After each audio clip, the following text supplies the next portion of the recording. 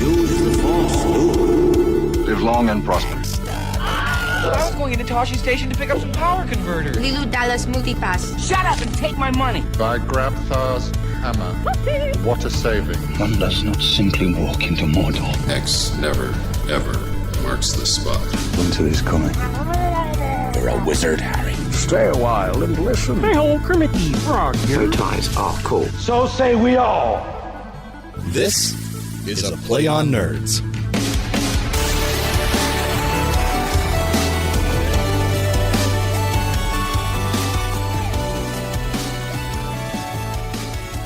Ladies and gentlemen, welcome back to the much-anticipated return, episode 95 of A Play on Nerds. As always, I'm Steve. And I'm Jarman. And we're the two guys that are about to take you on this nerdy adventure. Episode 95. We're so close to 100, yet still so far. Absolutely. 5 away. Who knows how long that'll take? Maybe another year. 2, maybe 3. Let's see. We'll see how it happens. We'll see how it goes. And we have a new feature this week, which wouldn't have been new if we hadn't lost episode. What is that feature, Steve? That's right. So this week we bring you the second, but really the first recorded. As Jarman mentioned, we did this for the Postman, and something went technically wrong. And so you guys didn't get to hear it. So we're bringing it back. We're trying it again. And it's called To the Death, where we have chosen, we're going to be choosing some of the worst movies that have ever been made. Right. Just ever. Just some of the worst, lowest rated, most panned movies ever. And one of us is going to have to defend that movie. And sometimes we'll actually be authentically defending it, like we actually like sometimes these are going to be movies, because Jarman and I have really questionable taste in films. But sometimes we're going to be watching just irredeemable crap. Right. Who knows what it could be. And I am so excited. So this week for the, I guess, inaugural, last one was a dry run. Right. Of To the Death, I am going to be defending Battlefield Earth. The wonderful Scientology flick. I am so excited. I am so excited. You have no idea. He actually likes this movie, folks, in earnest. I think it really gets a bad rap. I really do. But we'll get into it later. In the meantime, what have you been up to, Jarman? Well, it's been a lot of alone time. My girlfriend went to Japan with her buddies. So she was in Japan for 10 days, and I was here at the house alone in my studio with the animals and just taking care of them, keeping the house clean and doing some voiceover work. But really just kind of figuring out how to be working from home again. It's kind of like you got to get yourself into a groove, self-motivate, because you're not driving to work. So there's no like set time schedules, but you got to make a time schedule for yourself. So I'm figuring it out. Yeah, you're not. It's getting better and better. That's true. That's tough when you gotta be stupid accountable. Exactly. No one's telling you what to do, so you have to tell yourself, and it's not always easy. That's right. But yeah, so that's pretty much me. It's been that kind of time for me. What about you? Well, since the last time we talked, we went on vacation. Oh, that's right. We got pictures on A Play on Nerds. That's right. We went on an outdoor adventure, which is not normally our style here to Play on Nerds. But my parents rented a place out at Yosemite, and we went out and spent 2 days in the park, 1 day down in Yosemite Valley, which is the whole thing's like a postcard. It looked beautiful. The entire thing is a postcard. It's incredible. If you ever get the chance to go check it out, you don't understand the sheer size, scope, and majesty until you're literally in the middle of it, looking up at all of it. Do you guys drive out there? Yeah. We rented a big van and drove out, and then our place was a 15-minute drive from the gate of Yosemite. Nice. It was killer. It's not bad at all. No. It was great. And we had a real good time. Mom and Dad got to see Joyce and see the little insane toddler she has turned into. Yeah, it was a good. I highly recommend it, though. Yosemite is just incredible. I'm not an outdoor cat. Me neither. But it was incredible. And I didn't get sunburn. That was the most amazing part. Because you wore a big hat. I wore a giant hat. I sunscreened up every time we stepped out of the van. We did the same thing with Joyce, who our favorite part of there is there's all this just running water everywhere, and it's cold because it's coming off the mountain.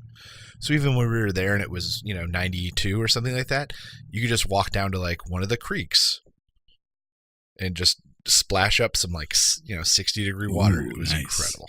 It was so cold and beautiful and crisp. Can't wait to go. That's right. You actually went outdoors. That's right. It happened once. Let us never speak of it again. No. It was a lot cheaper than Disney. That's true. It was a lot cheaper than Disney. All right, so I think that takes us into some nerdy news. Nerdy news. It's time for Nerdy News.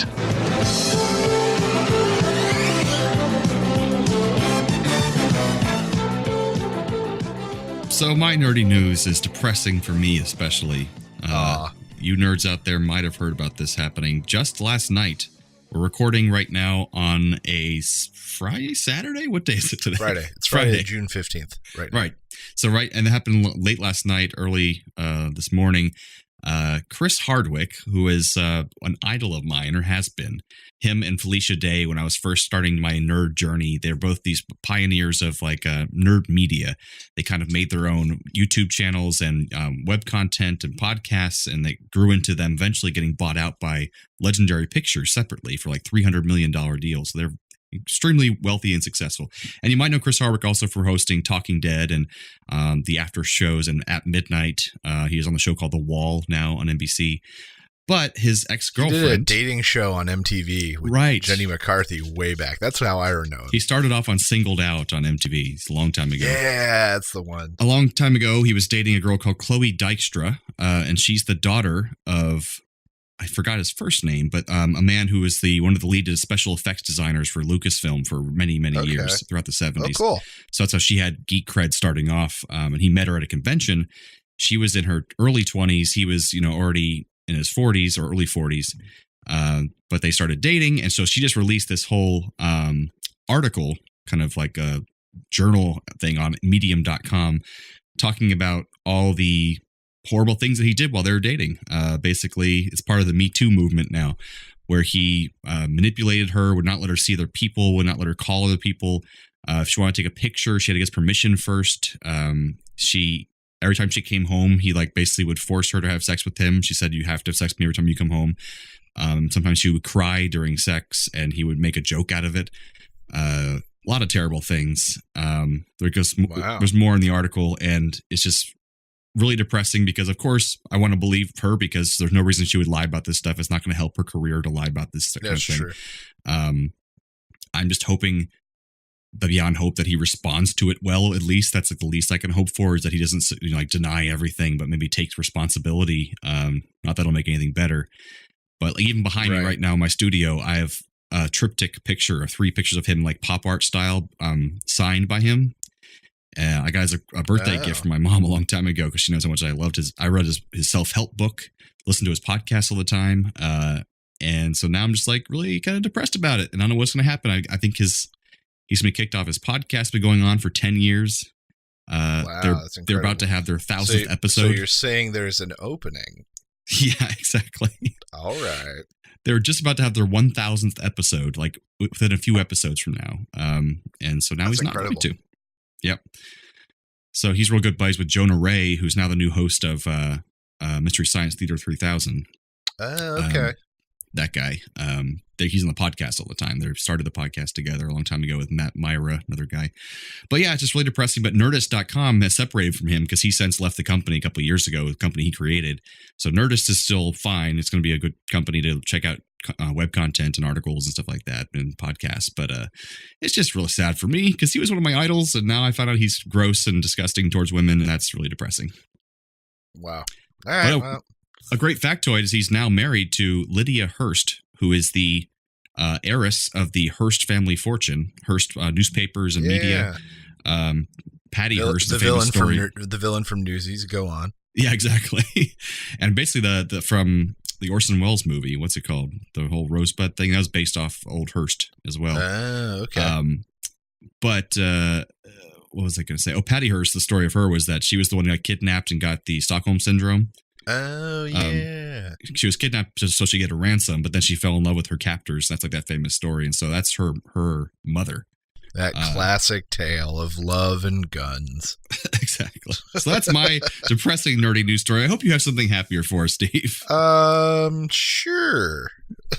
At least neutral. So at least I have a witty name, and my witty name for my news this week is "You Didn't See It Coming." Didn't see that coming. And so Samuel L. Jackson So this is not like sciencey. Like I don't do these kind of news stories, so I hope you're Wow. excited. Samuel L. Jackson announced and has made it known that there's now been announced a sequel to Unbreakable called Glass. Yeah, I'm excited about that. And he's officially signed on. But he recently made it known that he did not know that M. Night Shyamalan had a sequel planned until he saw Split. Oh, so it wasn't in communication with him about it. No, it was just done and sort of, I guess, assumed he would be there. Or hoping he would, I guess. That's true.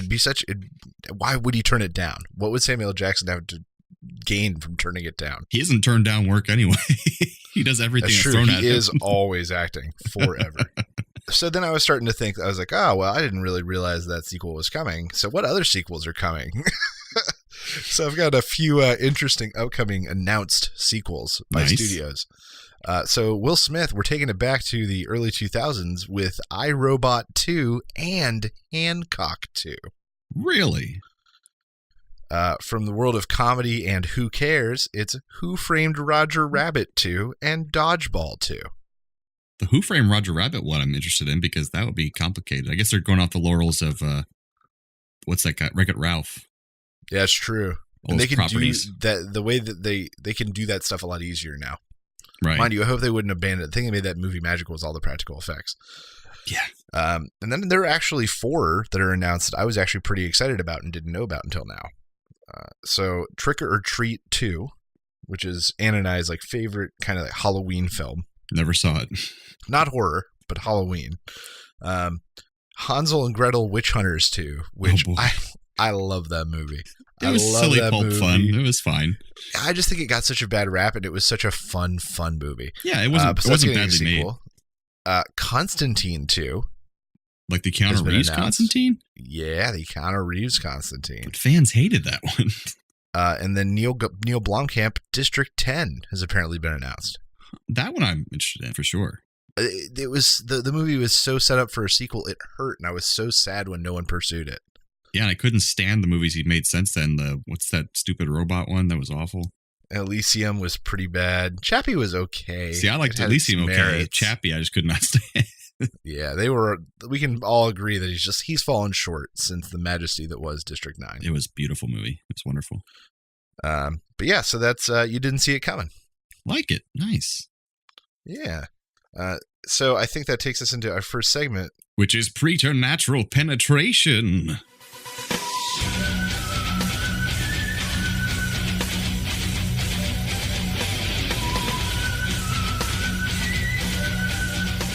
An ongoing segment where I will talk about something paranormal, a true-to-life story in quotations, a alleged story that's happening in our world, not a fantasy or sci-fi story. And Stephen talks about how bullshit it is. I'm going to contend that it's a fantasy and sci-fi story. So I recently been trying to like more give stories that have some interesting things he can't really necessarily debunk, but they're just like, that's interesting. I wonder what that's about. You know, it's not like no one's making any crazy claims that are debunkable. They're just like, that's interesting. So okay, since our movie we're talking about later is Battlefield Earth, all about aliens and invasions. So excited, so stoked. I'm going to talk about one of my favorite UFO stories that I went to the old link for because I'd saved the link for it years ago. I thought it was so fascinating. And the link was dead. So I had to search around for more details of this story. And I finally found another article on Mysterious Universe from 2012 talking about this same exact story. So basically there's this researcher, Nick Redfern. He writes hundreds of books. He's great. British guy. He lives in Texas. And he is really good at doing Freedom of Information Act requests for the government, where you have to word them so particularly well. Otherwise, they'll just pretend they can't find the files you're looking for. Like, they do that all the time. Right. So he's really good at wording it so they can't wiggle out of it, and they have to give them the files that are unclassified and available through these Freedom of Information Acts. So he found this file from 1954. If he didn't, then the person who originally found the story did. From a story in River Lagarfjall in Iceland. So it's in August 1954. Okay. The Air Force files say around 9 p.m., a fast-moving, low-flying, gray-colored, and cylindrical-shaped UFO was seen in the vicinity of Elgisarder, that's an Iceland name for you, by an individual at Hardwick, a farm located near the junction of Lagerfjord and Fogotur. These names aren't important. So That's true. They're not. It's found near a river in northeastern Iceland. So the event probably would have been dismissed, says Redfern, for lack of evidence, particularly since it took the witness a full week to summon the courage to tell the authorities, were it not for one startling aspect of the story. And that was the man saw the craft crash into the river. So this really interests U.S. military personnel who are around that area in Iceland. So they partner up with Icelandic military personnel, and they joint go in there to search for this vehicle, for the craft that had crashed. Okay. They were so interested in it that they started spending thousands and tens of thousands of dollars getting cranes and all this stuff to go out there to pull it out of the river because they couldn't find it. But they saw evidence of where something had crashed and fallen in the water, but there was no vehicle to find. So the fun part is that it talks about how they can't quite get it, so they're going to bring in even more equipment and requisition more money from the government of Iceland and the U.S., and then the rest of the document is classified. Wow. So that's 1954, so we never find out what it is they found. If it was just like a Russian vehicle, like by now we feel like, wouldn't that be declassified? Because who cares about 1954 technology Russian vehicle that they found? I don't know, but that's just an interesting story. I thought that was so fascinating that the governments were so keen on finding it that they were spending tens of thousands of dollars in the 50s to find this vehicle. And that's all on official government records that this actually happened. So I thought that was a cool story. Wow. All right. What do you think, Steve? So wait, where did it crash again exactly? Like up in, you said Iceland, right? Yeah, North Iceland or northeastern Iceland. Yeah, a river. Okay. And can you give me the description, the guys that saw it, say one more time, like their little report? Yeah, it's a fast-moving, low-flying, dark gray-colored, and cylindrical-shaped UFO. So cylindrical-shaped and low-flying. I guess. It's like cylindrical-shaped. I only think of like a missile is what I can think of for that, like a cylinder. And did it say how far away from them it crashed? Like how far it traveled after they saw it? The man who saw it, a farmer whose name was removed from the files, told the Air Force as he watched the unknown craft on its flight path, it suddenly lost speed and slammed into and violently bounced across a sandbar on the river and quickly sank into the water. Okay. It's interesting.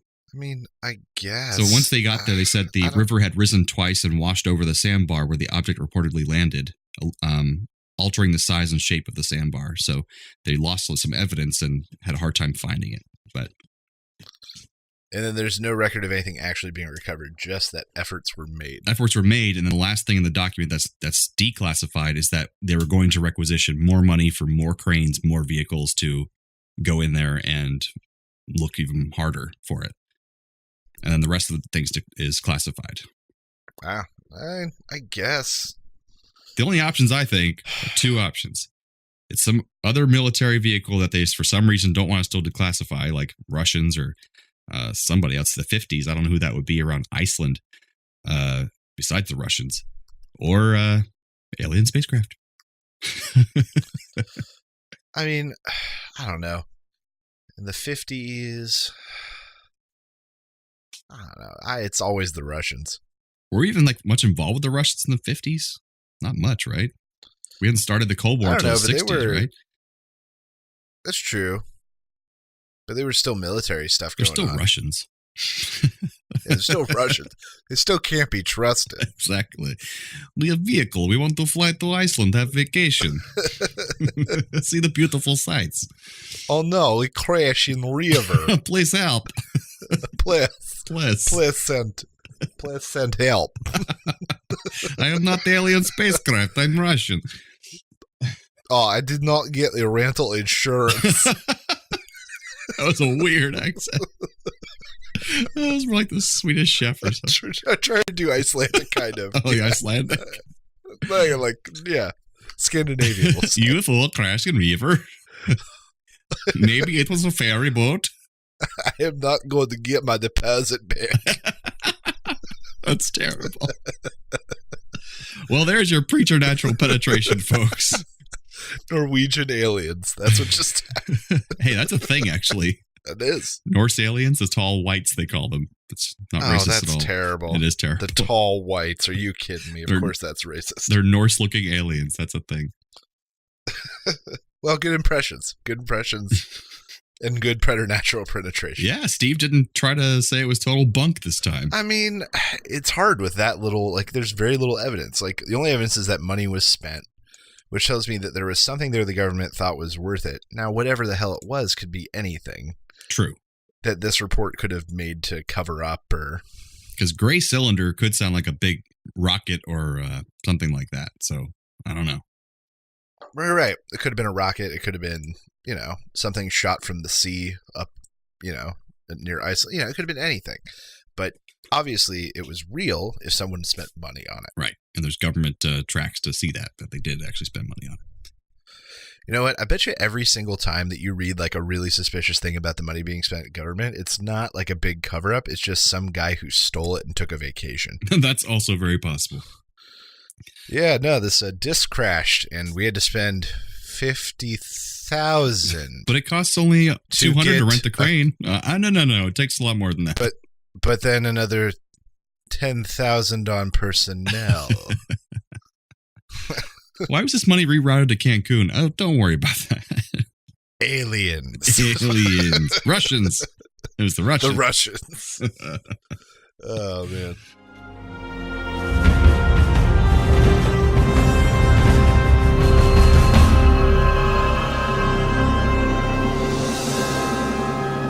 All right, so that brings us into the inaugural run of To the Death. To the Death! Where we have chosen a movie that is just hated, Battlefield Earth, and I don't hate it, and I have to now defend it before Jarman. In the court of law. That's my court of public opinion. That's right.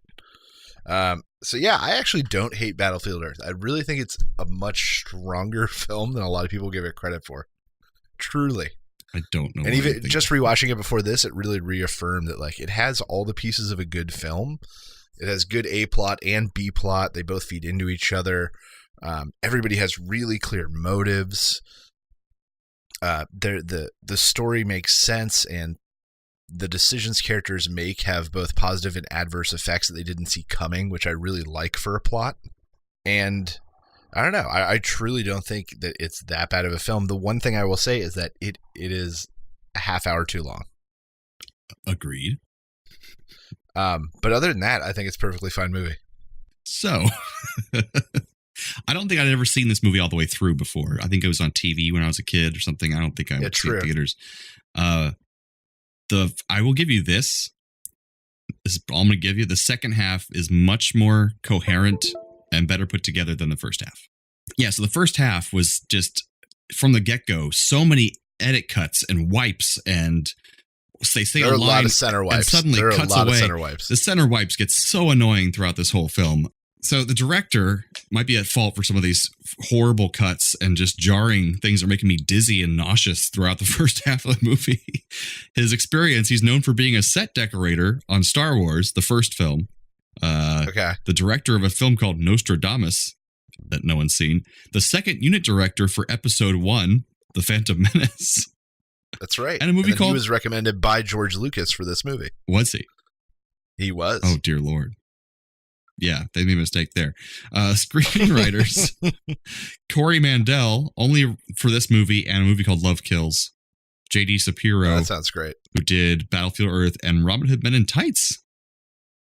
Hey. So he goes from a goofy comedy that I love to Battlefield Earth. How dare they?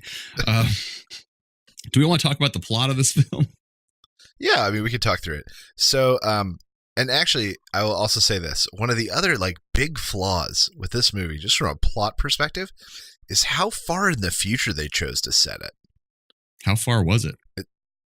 In the year 3000. Yeah. So like a full recorded, like, you know, it's just impossible that like anything would be standing, that any of those cars would be there, that anything would still be around after 1,000 years. If they had said it 300 or 400 or 500 years, I think the whole thing would have been much more realistic and approachable. I think all those buildings would still be up in 1,000 years. I mean, look at what's still around from 3,000 years ago. That's true, but I don't know. Not quite as the good condition they were in the movie, but they would still be around. Like, that's the thing. Nothing was as crumbly as it should have been. I can agree with that. Let me put it. Why am I defending it? Of course, you're right. It's terrible. Yeah. Shut up.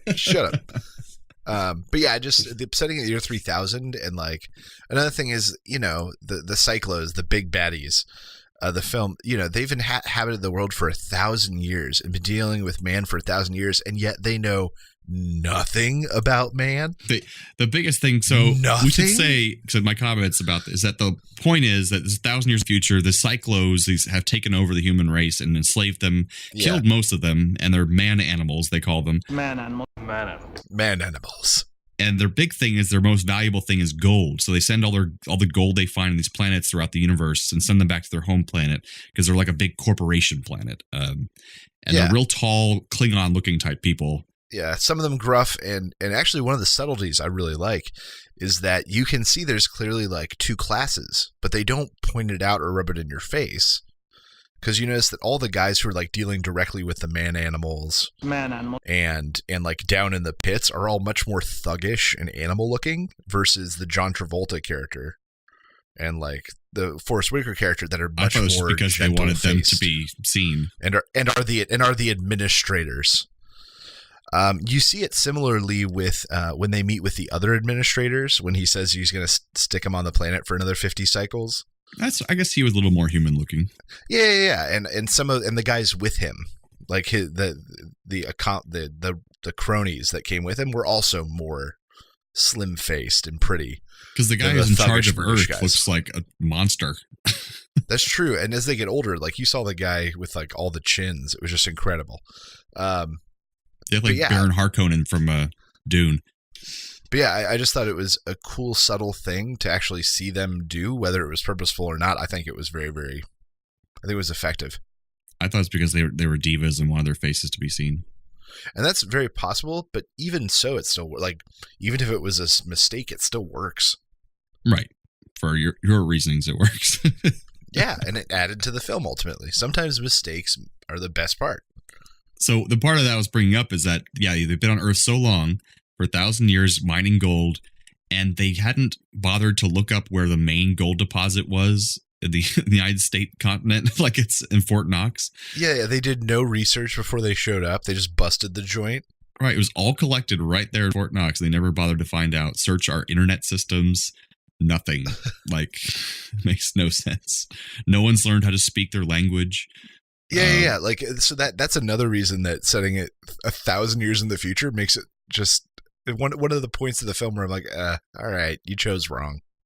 And they're so bad at security. Like, one guy instantly gets one of their guns and kills them. Two of them. It's like, how? So 1,000 years, you're still this bad at protecting yourselves? How'd you survive this long? That's true. Well, I think the idea is that man animals that they have been in captivity. Man animal. They're like broken animals at the zoo versus the wild one they just captured. Like the guy just going like a monkey. Yeah, basically. That's that mopey zoo lion. But yeah, man animals are very much that, and I did like the characterization of that with the more primate kind of aspect of some of their communication. Right. And the later on, piece of cake, yeah, piece of cake. I was like, they don't even know what cake is. Right, but I love that it became, even the saying just became a battle chant for him. They said it like a salute almost, and I thought that was really fun and endearing. This is like so much along the lines of a big floppy epic like Waterworld and The Postman. I'm like, why do you like this and not The Postman or Waterworld? Because honestly, this one, I'm not kidding when I say that the characters interact really well. The A and B plot drive each other, and that's brilliant. The A plot being the, what the hell's his name? Johnny Goodboy is actually his name. His character's name. Played by what's his name? Barry Pepper. And the human uprising and them, and then the B plot of John Travolta and him getting stuck there and him trying to find his way out and using man animals and then them using him, and like everything real, like as far as the plot and everything goes, it was very well put together film. Well, and just with lots of plot holes, of course, like why are you putting so much trust into these animals who obviously want to raise against you, and the smartest one who's the most defiant, you give the most knowledge so he can possibly kill you. Like, that made no sense to me whatsoever. That one does seem to be unusually intelligent and resourceful. but it's also defiant. True. He infuses him with knowledge. He's like, oh, you're really defiant and spunky. I'm going to give you more tools to take me down. Yeah, true. And also I just wrote my notes that's like, this is one of the most horrible B action movies I've ever seen. As far as the cutting, the sound design was really bad at times too. Like, whoa, like, and just jarring, but with occasional very pretty shots. So I'll give them that. Like, especially like just the production design and the shots, the costumes, everything was very meticulously done. You can tell. It's just that it was just so, I think the directing and editing was just so jarring. Well, that it it's was this cinematographer, right? I can't remember. Did everything for film majors, Dutch angles, where the camera is set off angle, and then the actor is put in at a jutting angle into the frame, so that everything is kind of skewed. Right. And in some movies, in some cases, it's very effective to offset you as an audience or to make you feel uneasy. But they did it for like everything that wasn't a wide shot was a Dutch angle, and it made the whole movie really goofy. And the cinematographer claimed later on that he wanted the whole thing to feel like a comic book. And that was the reason he did all the Dutch angles. That kind of makes sense. But if you love Dutch angles and feeling uneasy while watching a film, you're going to love Battlefield. That's probably why I was nauseous for the first half of the movie, because they kept cutting so fast with the Dutch angles. Like, I can't. Yeah. But he's gotten better. He did Hell or High Water. He was the cinematographer for that. That was a great movie. Oscar nomination from last year. Speaking of Oscar nominations, Barry Pepper has been in a ton of stuff. He's been a working actor forever. He carries the through line of the film. So you can say whatever you want about Travolta, but Travolta's character disappears for huge chunks of the movie. He carries it. He was trying the hell out of that acting, for sure. And he's been in tons of highly recognized and Oscar-winning films, including The Green Mile, Saving Private Ryan, 7 Pounds, True Grit. He's an Emmy winner. He's a Critics' Choice winner. So like he's a tried and true actor, and he really holds the movie. Well, you could tell he was really trying. Like, I give him that.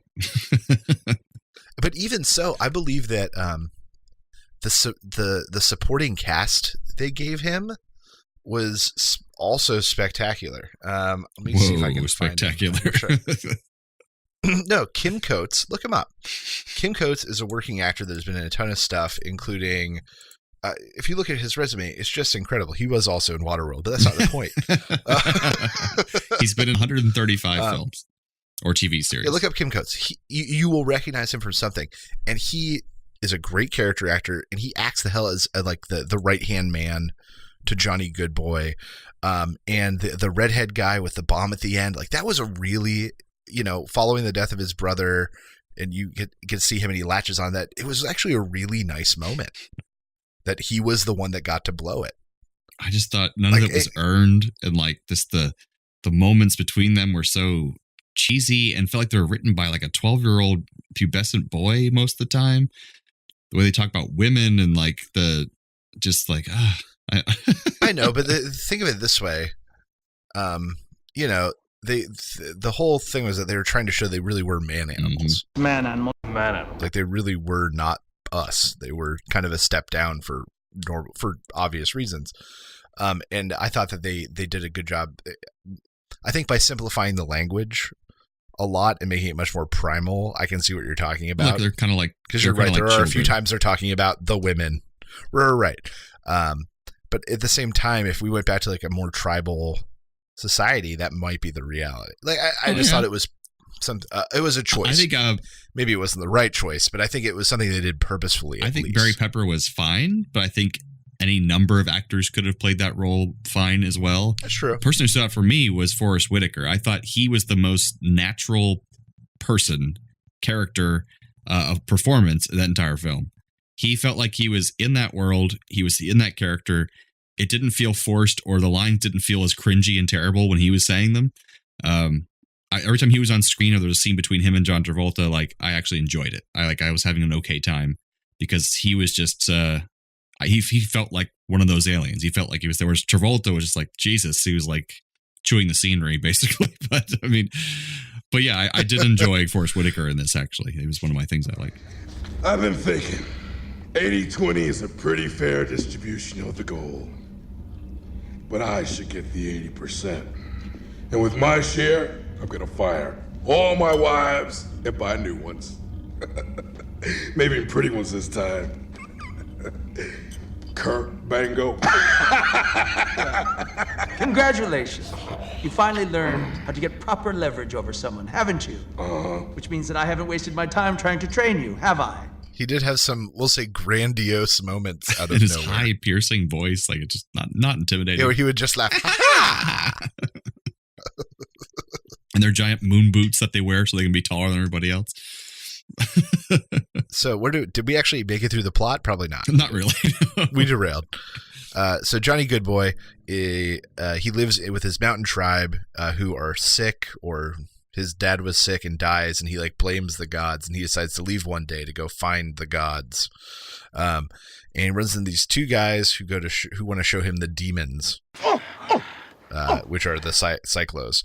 He gets captured. Him and one other guy get captured. They get taken to this big, like, human prison camp. Turns out Cyclos keep humans there, keep them working.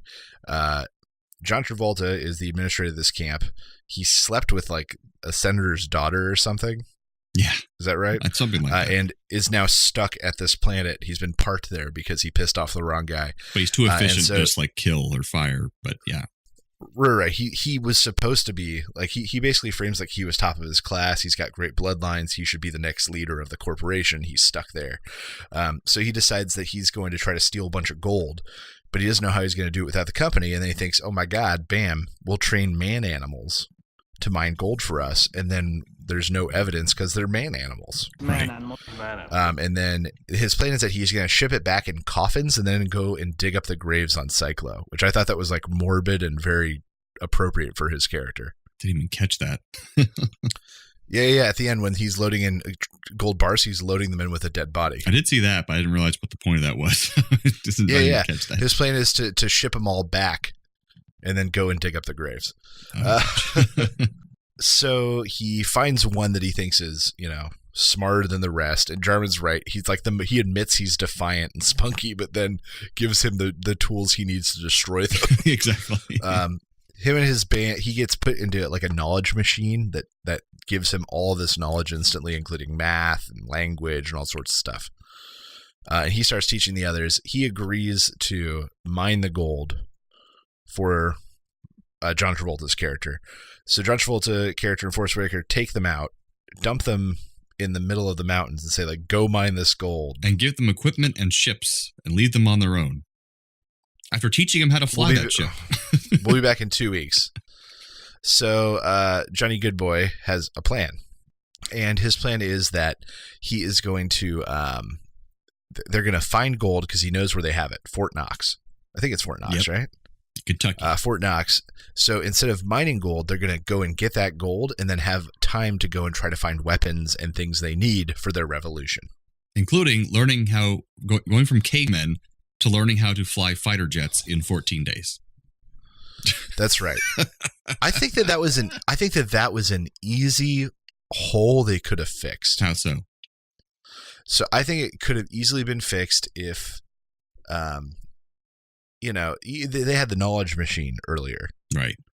All they had to do is portable knowledge machine. Exactly. That would make a lot more sense. And then suddenly they could import that, and then they're practicing on the simulator. Like, that would be the natural progression, and they kind of skipped it. Instead, they went from cavemen to fighter jet pilots. Right. So they get the gold. They get the gold out of Fort Knox. They go and they get munitions and fighter jets, and they train. In like a week, they train on fighter jets. Jarman's right. That's a little bit ridiculous. The timeline's crazy. And then John Travolta's character comes back. He's like, where's my gold? And they show him they got bars, and he is just blown away that they had time to smelt the ore into bars. Well, since you rat brains have had enough extra time to smelt it into bricks, I will now expect the rest of the gold in 7 days. And this is what I was talking about, where there's like real consequences to the protagonist's plan, because his plan was to do that to keep the cycle off him. And then John Travolta says, fine, now you only have a week since you did this so quickly. Get me twice as much in a week or something like that. Right. And so their timeline's cut. So now they have to finish the revolution. Somewhere in there, they get a nuclear bomb. Right. They go to Fort Hood, Texas, and go to the the cache, I guess you could say, of Yes. weapons that are there. That's where they find one nuclear warhead, which they arm, because they claim that on the Cyclo planet, he knows this from the knowledge machine, that if a nuclear bomb goes off there, it'll interact with their environment and blow up the entire planet because of their their air's different. Cyclos are very, very adverse to radio, to like radio waves and radiation, right? But even low level radiation. So because of that, that's actually what they in the book, Johnny Goodboy. That's why his people have been safe so long, is because they live amidst all of these decaying nuclear warheads that are stored in the mountains. Oh, that's good. But that's also what's making them sick. Right. Yeah. But that's just in the book. They don't really bring that in here. Makes sense. So they start the revolution early. Their plan is to blow up the dome, covering the Cyclo's installment, suffocate all of them, and then send a nuclear weapon through. Yeah, because they can't breathe our air, period. They have to have their own little thingamabobs. It's poisonous to them, just like theirs is to us. The revolution ensues. Some characters we know die. The guy who's supposed to be setting off the bomb ends up not being able to time it, and then has to go through the teleporter with it. Right. And I was mentioning that was like a nice moment, because really with his brother dying, he was the one character that had any retribution to be gained. Like, that was very well set up, in my opinion. Sure. On a basic level. Yeah, sure. And they break the dome. The Cyclos get drowned out. The nuclear weapon ends up like destroying the Cyclo planet entirely. Right. Not just a giant blow, but like entirely. Well, that's what he says early on. He's like, it'll destroy their whole planet because it'll interact with their gases and just blow up everything. Yeah. In the book, and mind you, I didn't read the book. I read about how the story differed. In the book, it's that the Cyclos have mined their own planet so heavily that the nuclear explosion like breaks the planet. That makes sense. But then all of their other outposts, when they try to teleport supplies from the homeworld, from Cyclo, it teleports like radioactive death matter to their other sites. Oh. So effectively, Johnny Goodboy wipes out and decimates the entire Cyclo in the book empire. Yeah. Because at the end of this movie, he basically says that now he knows those other outposts will come looking for them. So he keeps John Travolta as a prisoner in the middle of Fort Knox amongst all the gold. Just so he has as that leverage. He's so coveted. Right. Which is a beautiful juxtaposition. Just beautiful. And then Forrest Whitaker decides to be their token Cyclo and stay on with them and let them tell him what to do. He betrays. And help them with cyclotech and that kind of stuff. Betrays this whole race. He's happy about it. Yeah, he's thrilled. No, but even as I talk through it, I don't think this is that bad of a film. It's long. It's a little bit self-indulgent towards Travolta. He had maybe a little bit too much say in the film or too much sway. But otherwise, it's a perfectly fine movie. The idea and the basic story is fine. I like the idea and the basic story. It's just executed, I think, painfully. And I don't feel that way about many movies. I'm not. The problem is with editing is that you shouldn't see it or think about it. Same thing with cinematography or sound design. The point of it is to move you and to engage you without you knowing it's doing it. And I was constantly being taken out of this movie by the jump to sharp edits that came out of nowhere. Like before their lines even finished out of their mouth, it's cutting to something else or doing a center wipe over and over and over again. And then just the lines being so cheesy and saying things that don't make any sense and plot holes. But yeah, the story, great. Yeah, right. Bring it on. Plot holes. The story was fine. I like the idea. It could be redone probably really well, but I don't think it ever will. Let's hope that doesn't happen. But just like Postman has a great story and a great idea. It's a half hour too long. But it's, I think, a much more well put together film than this one. I think it's fine. I think it's a perfectly fine film. Do you have any final points about why it's a terrible movie? Because I haven't heard anything that's changed my mind. I ain't going to change your mind, just like you wouldn't change my mind about The Postman. But I just think this is technically a very poorly made film. But that's the worst part of it. So I just want to go over some facts. Sure. About this movie. So for a long time, this movie shared the record for the most Razzies. With who? With Showgirls. So even though, and here's a fun other cool fact, even though Showgirls had like almost double the nominations for the Razzies, Battlefield Earth won in every single category it was nominated in. Wow. That's right. And Barry Pepper maintains that had he known he was going to win Worst Supporting Actor, he would have shown up and accepted the award, but he did not know it was happening. Oh. So it has been beaten out since by I Know Who Killed Me, I believe. But it received an extremely prestigious Razzie in 2010 for being the worst film of the decade. Wow. 2000 to 2009. And I like to point out this movie came out in the year 2000, which means that 9 years of movies came out after this that did not beat this out. 9 years worth of films came out after this and couldn't do it. And a fun quote. This movie was once called The Schindler's List of Sci-Fi Films by John Travolta. Of course. It's a quote from him on the red carpet leading up to the movie. Wow. You know what made this movie so much better? What? If it was Muppets Battlefield Earth. Dude, could you see Fozzie as like Forrest Whitaker's character? That'd be so sweet. And just not taking it as seriously, but still have the fun story and like it could be great. Who would play John Travolta's character? Oh, Miss Piggy. Miss Piggy would play John Travolta's character. Yeah. Wow. Johnny Goodboy's Kermit. Bold move. Johnny Goodboy's Kermit. That makes sense. His like accomplice would probably be Rizzo or maybe Gonzo. I love it already. It's great. The Celts would be, you'd have to either go with the pigs or the rats, one of the two. Maybe penguins even. Yeah. Or chickens. I'm trying to think of what groups of puppets they have. And all the band would be the lower level cyclos. That's right. We is and be Dr. Teeth in the Electric Mayhem. Pleasure to make my acquaintance. And you could have Statler and Waldorf be the delegation that comes from the planet together. You're staying here forever.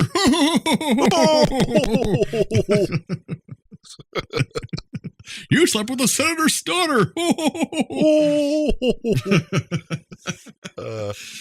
Perfect. But no, I think it's a perfectly fine film. Check it out, internet. Tell us what you think. Yes. I think it's perfectly fine. Jarman thinks otherwise, but that's okay. You can be wrong. That's right. You can be wrong too.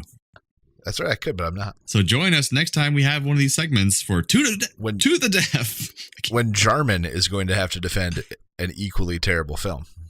So we're going to do things a little bit out of order. Instead of moving into, we're going to bump up Radical Recommends, which typically come right before the end of the show. So Jarman will play that intro here. I recommend. If you have the means, I highly recommend picking one up. What do you recommend I do? I recommend Pleasant. So the reason I bumped up Radical Recommends is because I decided to do our second bit about the thing I'm going to radically recommend.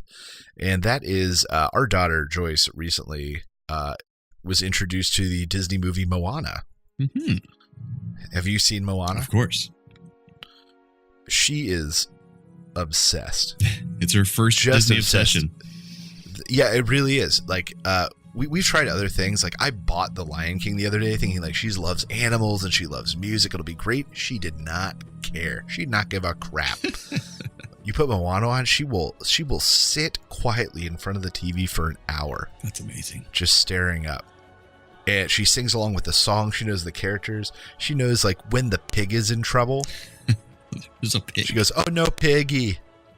I remember the chicken. Yeah, I don't remember the pig. There's a pig on the island that doesn't go on the adventure with her. Oh, gotcha. And she just loves it. And we honestly, Anna and I, we have not hated watching it because we also love the music and we love the story, and how independent Moana is and how it's not hinged on like the standard a princess to say. Like, we love that aspect of it. We sing along with the songs. And so I decided to look up Maui and see how Disney-fied it was. The Maui culture? The Maui. Maui? No, Maui. The character in their mythology. Oh, okay, gotcha.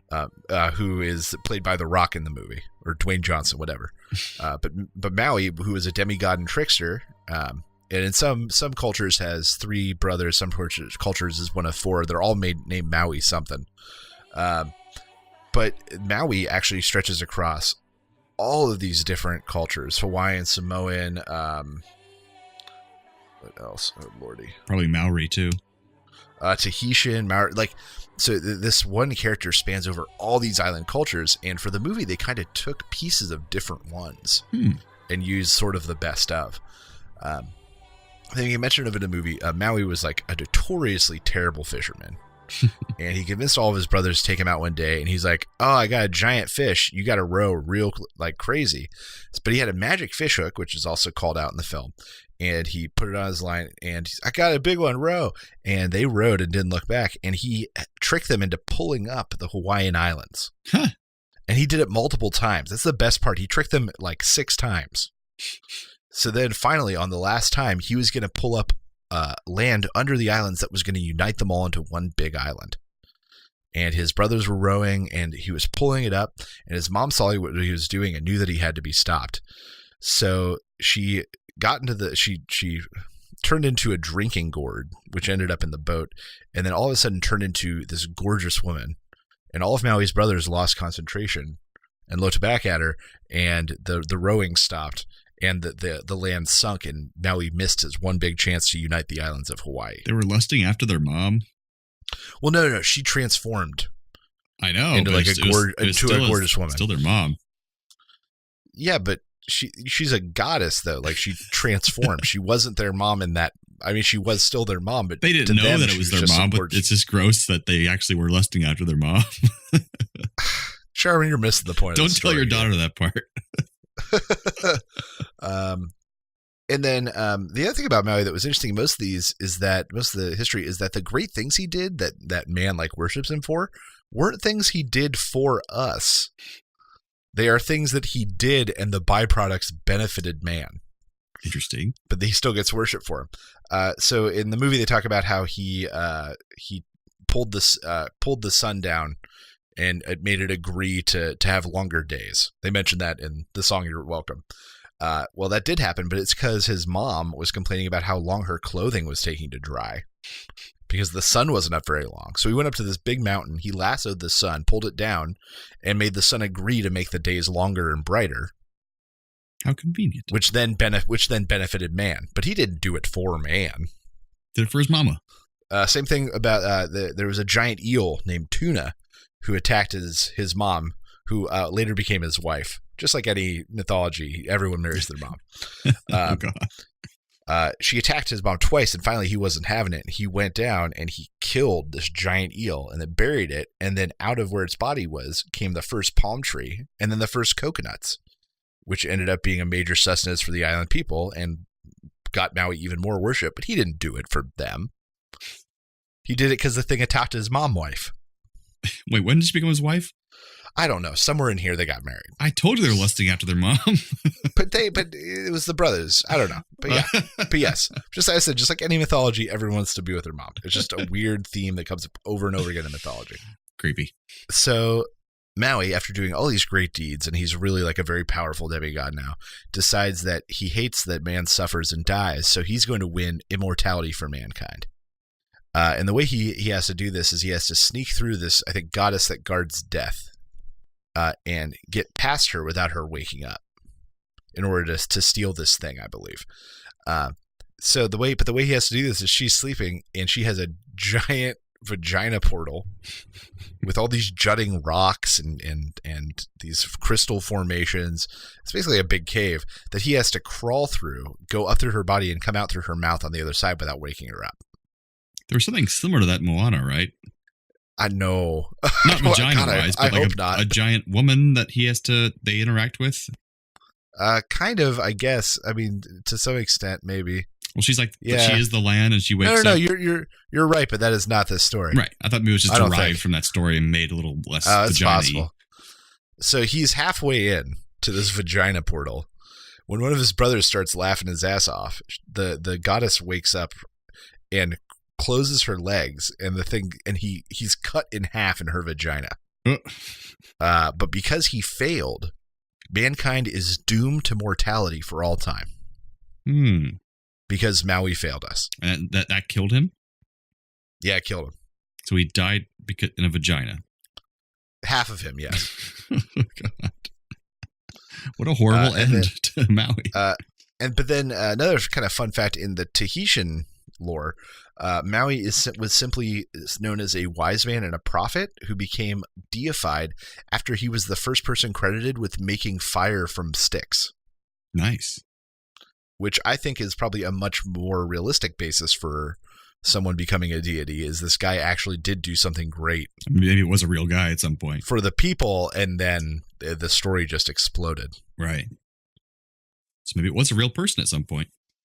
Yeah, another part of the Maui legend is that he stole fire from the underworld and brought it to mankind. Right. But yeah, Maui. I highly recommend check it out. I don't like most Disney stuff, but it really grabs you, and it's got a really good story, a good message, great music. I highly recommend Maui. And that's my radical recommend for the week. You highly recommend Moana. Right. Whatever. Maui, Moana. So whatever my daughter calls it, doesn't matter. Exactly. So my radical recommend is kind of like a half recommend of a lot of things. It'll make sense in a second. But basically, I wanted to watch a lot more of the Oscar movies that came out in the last couple of years. I have all the ones I haven't seen yet kind of like marked out, written down. And so first watch The Post, which was the Spielberg one that was the Oscar contender recently with Meryl Streep and Tom Hanks, talking about the Pentagon Papers that came out after Vietnam. Right. It was very passable film, technically fine. Nothing that crazy wonderful about it. Don't recommend necessarily. Watched the Florida Project earlier tonight with my family, actually. And that was one all about this hotel near Disney in Orlando. And it's weird seeing lots of landmarks throughout Orlando that I grew up with. And Willem Dafoe stars in that as the manager of this hotel. And it's kind of like not much of a plot to the film. It's just more of like following these kids and the people who live there and seeing a slice of their life. And it was very interesting. I mostly recommend that one. It's not like also not fantastic and wonderful. But the best one I've seen so far, the big batch I've been watching, is I, Tonya, which really surprised me. I wasn't that interested in it before because I'm like, I know the story pretty well about Tonya Harding and what she did, the ice skating and the hitting of the her name now suddenly. But it was just so good. Margot Robbie was much better than I expected. It was really funny and fun and interesting and based off real events. So it was just a great cast. So worth watching. I, Tonya. And Florida Project, kind of, and The Post, you can miss it. And we'll quote you on that. Absolutely. And I think that brings us to some trailer reviews. Here at A Play on Nerds, we have spent years refining our exclusive trailer rating system. At the low end of the scale, we have Don't Waste a Match. This movie is so bad that I wouldn't waste a single match to burn it, Fahrenheit 451 style. And second from the bottom, we have We'll See.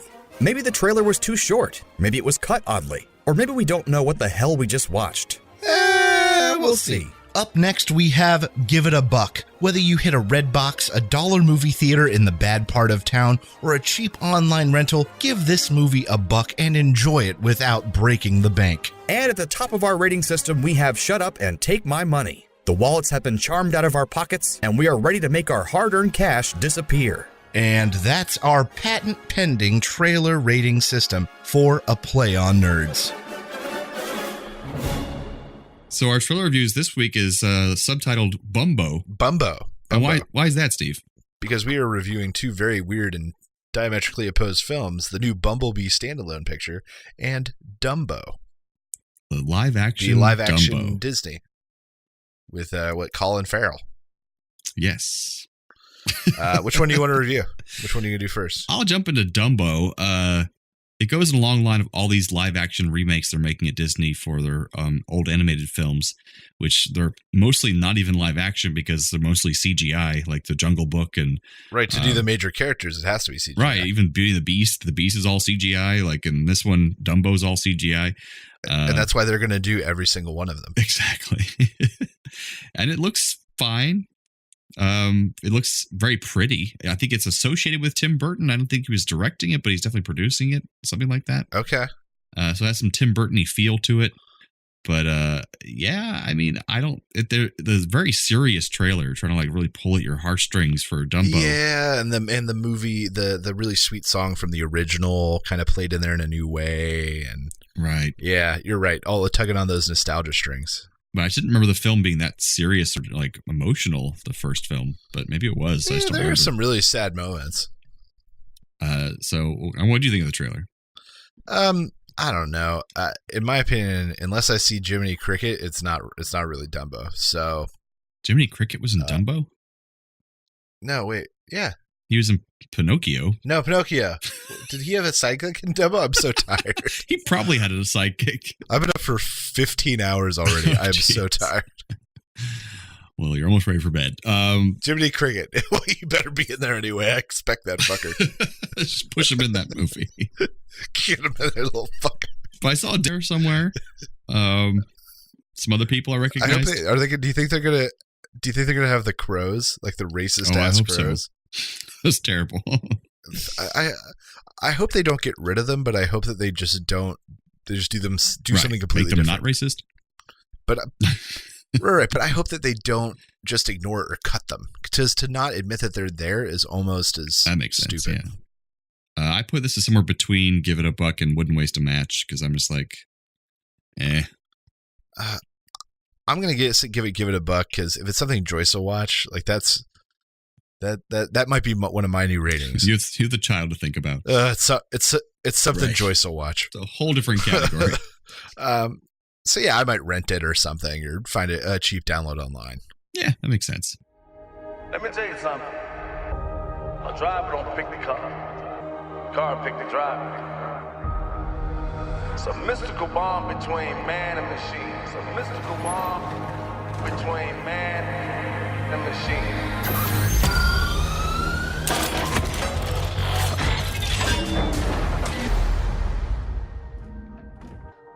Who are you? Do you speak? I won't hurt you.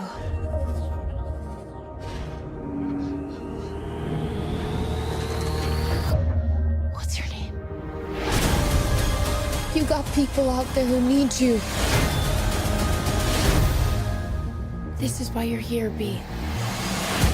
You know, beat music can help you say what you're feeling. Try this.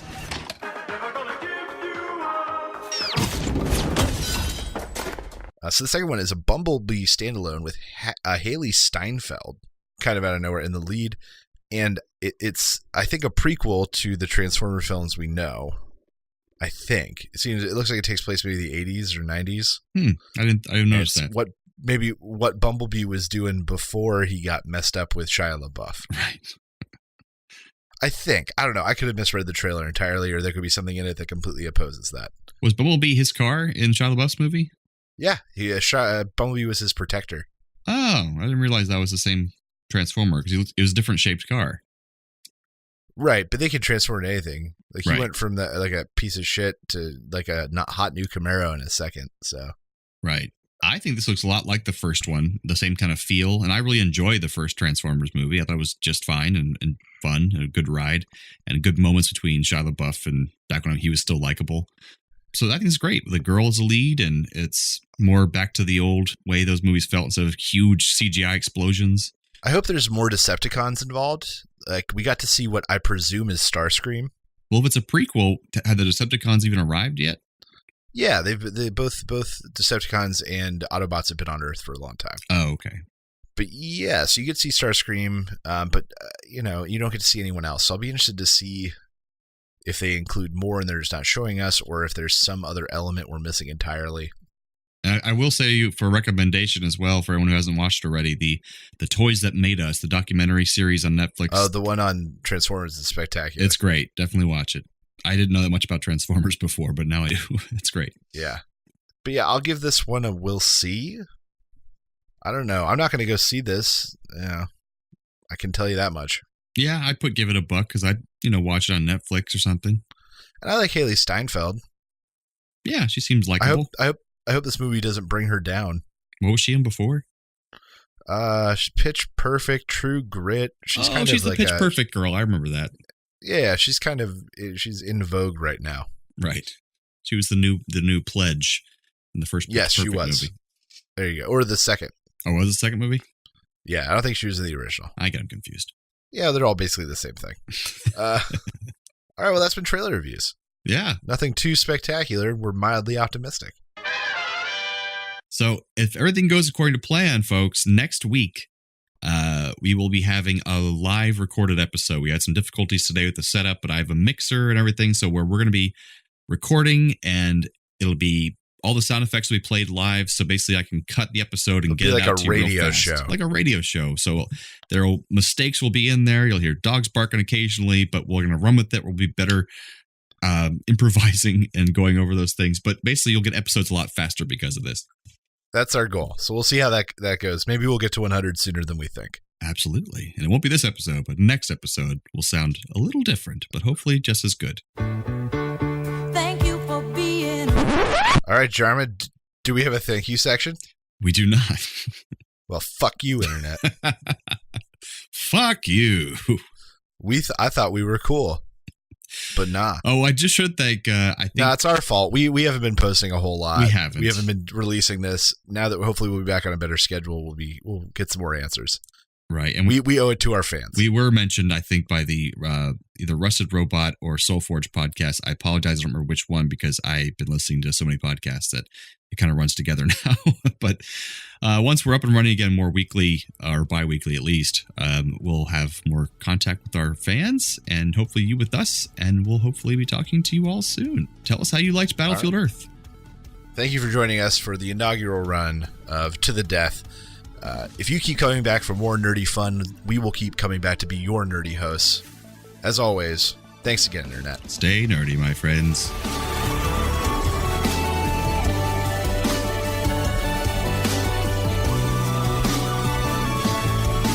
Thanks for listening to A Play on Nerds. Find all of this content and even more nerdy news, reviews, and fun at www.aplayonnerds.com. Be sure to like us on Facebook and follow us on Twitter so you know the exact second we release new podcasts, articles, and other nerdy content. We know you're impatient. Subscribe to us on iTunes, Podbean, Buzzsprout, Podomatic, and whatever the hell else you use. Also, please leave us a rating and review on your chosen podcast platform so we can be discovered by even more nerds like yourself. However you do it, check us out. And how.